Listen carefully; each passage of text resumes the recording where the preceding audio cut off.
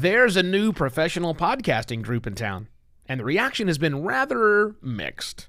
But that doesn't mean indie podcasters should fear it.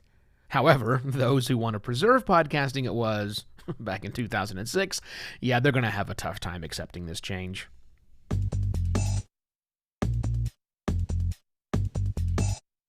Hello and welcome to another Podcast Pontifications with me, Evo Terra. The Podcast Academy is here. It is a professional podcasting group that is designed to recognize the best in podcasting with an annual award ceremony called the Golden Mics. It was announced at Podcast Movement Evolutions 2020 in Los Angeles last week, and the reactions, as I said earlier, were split. It was either cool, we need a real, solid, amazing, professional award ceremony that brings the big dogs out so that we can elevate podcasting. And the other one was, what about the indies? What about the other voices? Okay, those were the two big rallying cries. I want to speak today to those who are worried about the indie voice. I'm not worried about the indie voice, but I think maybe it's because you and I have a different definition of what indie podcasting means. See, when I hear a lot of people talk about indie podcasting, what I really see them talking about is amateur podcasting, is hobbyist podcasting, is I just picked up a microphone, I've been listening for a while, maybe I can do this on my own level of podcasting. And I think it's great. I'm impressed every time somebody grabs a mic and says, I think I can do this podcasting thing. It's a wonderful thing, and I want them to continue on doing that. But that's amateur hobbyist level. You can still be an indie podcaster and produce amazing content. Amazing content that sounds great, that is well researched, and is well done. You don't have to be a part of a gigantic corporation. And yes, some really big corporations are involved with the Podcast Academy, like Sony Music. And I get that that's scary. But also PRX, which is a big podcasting company, Wondery, which is a podcasting company, and plenty of independent voices as well. So you don't have to be one of the pros to be there, but you do have to be capable of making content that will appeal to other peers inside the Podcast Academy. Oh, and who are these peers of the Podcast Academy? Well, I'm signing up. I'm going to pay the $100 a year annual fee to be a member of the Podcast Academy because this is what I do. This is my job. This is not a hobby for me. This is my profession. So I will be in the Podcast Academy. Podcast Academy is going to be broken down into various peer groups. Peer groups that you may not even think about as an indie podcaster, and certainly not as a hobbyist or an amateur podcaster.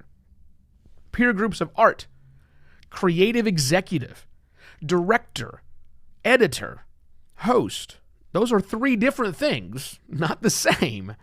Then there's journalists and reporters. Then there's launch peer groups, marketing and PR professionals, performers, and producers. Wait, producers and editors? Yeah, two different things, producers versus editors. Professional representatives, sound engineers, and writers. This is how the Podcast Academy sees what podcasting can be, because this is what the founding members, the governing board of the Podcast Academy, do. They recognize there's more to making a podcast than just grabbing a mic and saying whatever's on your mind. Not that there's anything wrong with that, and not that this organization wants to eliminate that. They don't. They want to elevate those who want to make amazing podcasting content. And I'm excited about that for a number of reasons, but the biggest reason that excites me is because we know that better content brings more people into the fold. It really does. When more people encounter a podcast and go, wow, I had no idea it could be this amazing, they tend to want to seek out more amazing content, yes. So no, the Podcast Academy will not leave amateurs or hobbyists on the ground any more than they already are on the ground. Will it elevate them to the next level of status if they can make a great show? If they can make the kind of content that appeals to these peer groups, then absolutely they can make it and elevate their game and make better content. Is it guaranteed? No, not at all. It's hard work to make a show at those levels, which is why organizations like Wondery employ so many different people. It takes a lot of work to make a high-quality podcast. And that's okay. We should embrace this idea. You know, you might be a great cook. You might be able to make amazing food, but can you make an amazing restaurant? Maybe. But there's a lot of more work that goes into running a successful restaurant that's worthy of a Michelin star or two than it is cooking things at home. You might be really funny at a party. You might tell great jokes. Are you ready for stand-up? Are you ready to have your own giant Netflix special? Lots of room in between those two things. And the successful ones don't wipe out the ones at the bottom. It's not the case. And I don't think that's going to be the case here. Again, I am excited about the Podcast Academy. In case you hadn't noticed, I am signing up to become a member, which is going to cost me money. And that's fine. I think it's money well spent because that money is going to go back into supporting podcasting, into running this organization, into having a very cool event, and also to do some training and other things that they've talked about doing. Now, have we seen any of that? No. Is there a chance this will fail? Absolutely. Because many of the other ones have, although not all have.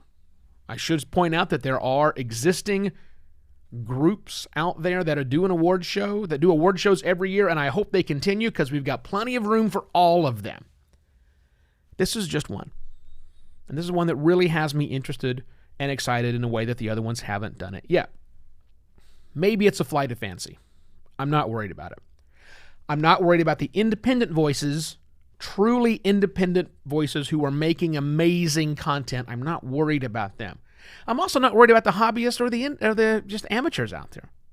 Sure, keep making your content. This doesn't stop you from doing that. This is just having a path that shows you what better content looks like, what it takes to make the kind of content that gets recognized by this particular group. And if you don't want to do that, fine. But a lot of people do. I do. I want to hear that stuff. That's what I'm looking for. What I'm also looking for is for you to go to ratethispodcast.com/podpunt and rate the podcast. Yeah, that's very nice. Or do me a solid, a much better thing, I think, is go to buymeacoffee.com/evoterra and buy me a coffee. No ads on the program, so if you want to support it, if you like the ideas I'm bringing forth, go to buymeacoffee.com/evoterra. And finally, if you are in business and you need help figuring out podcasting for you and maybe whether or not your company podcast is worthy of being in the Podcast Academy, maybe, get in touch with me. evo@podcastlaunch.pro, or go to simplermedia.pro to see a list of services offered to clients all around the globe. I shall be back tomorrow with yet another Podcast Pontifications. Cheers!